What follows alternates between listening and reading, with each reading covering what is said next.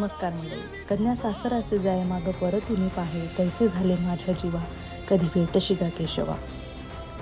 कन्या जणू काही सासराला चालली आहे माहेर सोडून आणि ती परतून परतून बघते आहे.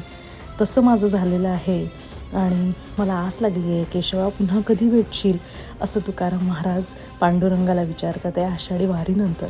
इतक्या सुंदर साध्या सोप्या ओळी पण खूप सहज आणि समर्पक आहेत. त्या प्रत्येक वारकऱ्याच्या मनातला भाव जणू त्यांनी या ओळींमधनं व्यक्त केलेला आहे. तर आपण सर्वसामान्य माणसं, आपलं कधी वारीला जाणं होत नाही वा पांडुरंगाच्या दर्शनाला अगदी पंढरपुरात जाणं होत नाही. आपण घरीच दर्शन घेतो, घरीच सोहळा साजरा करतो. जितकं शक्य होईल तितकं हरिनाम मुखानी गाण्याचा, पांडुरंगाचं विठुरायाचं नाव घेण्याचा प्रयत्न करतो. मंदिरात जाऊन येतो, उपवास करतो आणि दुसऱ्या दिवशी असं साधंसं सात्विक भोजन करून पारणं फेडतो. तर असा आम्ही पण आस्वाद घेतला आहे. नमस्कार. पुढच्या भागात भेटूच या नवीन रेसिपीसह. जाणीजे यज्ञकर्म.